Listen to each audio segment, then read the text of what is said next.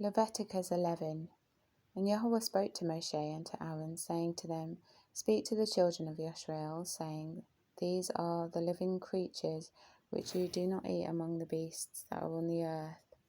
Whatever has a split hoof completely divided, chewing the cud, among the beasts, that you do eat. Only these you do not eat among those that chew the cud, or those that have a split hoof. The camel, because it chews the cud but does not have a split hoof, it is unclean to you. And the rabbit, because it chews the cud but does not have a split hoof, it is unclean to you. And the pig, though it has a split hoof completely divided, it does not chew the cud, it is unclean to you. Their flesh you do not eat, and their carcasses you do not touch. They are unclean to you. These you do eat of all that are in the waters. Anyone that has fins and scales in the waters, in the seas or in the rivers, that you do eat. But all that have not fins and scales in the seas and in the rivers, all that move in the waters, or any living being which is in the waters, they are an abomination to you. They are an abomination to you. Of their flesh you do not eat, and their carcasses you abominate.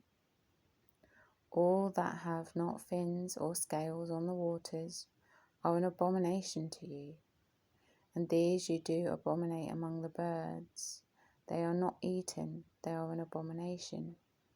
The eagle, and the vulture, and the black vulture, and the hawk, and the falcon after its kind, every raven after its kind, and the ostrich, and the nighthawk, and the seagull, and the hawk after its kind, and the little owl, and the fisher owl, and the great owl, and the white owl, and the pelican, and the carrion vulture, and the stork, the heron after its kind, the hoopoe, and the bat.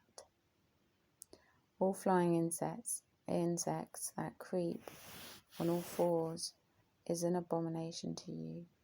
Only these you do eat of every flying insect that creeps on all fours, those which have jointed legs above their feet, with which to leap on the earth. These are them you do eat: the arbor locust after its kind, and the Salem locust after its kind, and the Hargol locust after its kind, and the Hageb locust after its kind.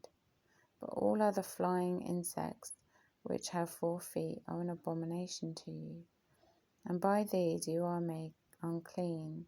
Anyone touching the carcass of any of them is unclean until evening, and anyone picking up part of the carcass of any of them has to wash his garments, and shall be unclean until evening.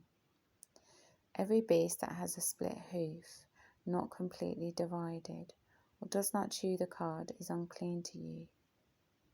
Anyone who touches their carcass is unclean, and whoever goes on its paws among all the creatures that go on all fours, those are unclean to you. Anyone who touches their carcass is unclean until evening, and he who picks up their carcass has to wash his garments, and shall be unclean until evening. They are unclean to you. And these are unclean to you among the creeping creatures that creep on the earth: the mole, and the mouse, and the tortoise after its kind, and the gecko, the land crocodile, and the sand reptile, the sand lizard, and the chameleon.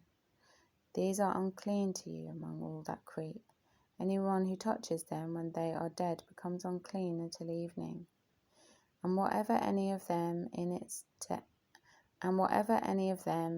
dead state falls upon becomes unclean, whether it is any wooden object or garment or skin or sack, any object in which work is done. It is put in water, and it shall be unclean until evening. Then it shall be clean. Any earthen vessel into which any of them falls, whatever it is in it becomes unclean, and you break it. Any of the food which might be eaten, on which water comes, becomes unclean, and any drink which might be drunk from it becomes unclean. And on whatever any of their carcasses falls becomes unclean. An oven or cooking range, it is broken down, they are unclean and are unclean to you. But a fountain or a well, a collection of water, is clean, but whatever touches their carcass is unclean. And when any of their carcasses falls on any planting seed which is to be sown, it is clean. But whenever any water is put on the seed, and any part of any such carcass falls on it, it is unclean to you. And when any of the beasts which are yours for food dies, he who touches its carcass becomes unclean until evening. And he who eats of its carcass has to wash his garments, and shall be unclean until evening. And he who picks up its carcass has to wash his garments, and shall be unclean until evening. And every swarming creature, the one that swarms on the earth, is an abomination. It is not eaten. Whatever crawls on its stomach, and whatever goes on all fours, and whatever has many feet among all swarming creatures, the ones swarming on the earth, these you do not eat, for they are an abomination.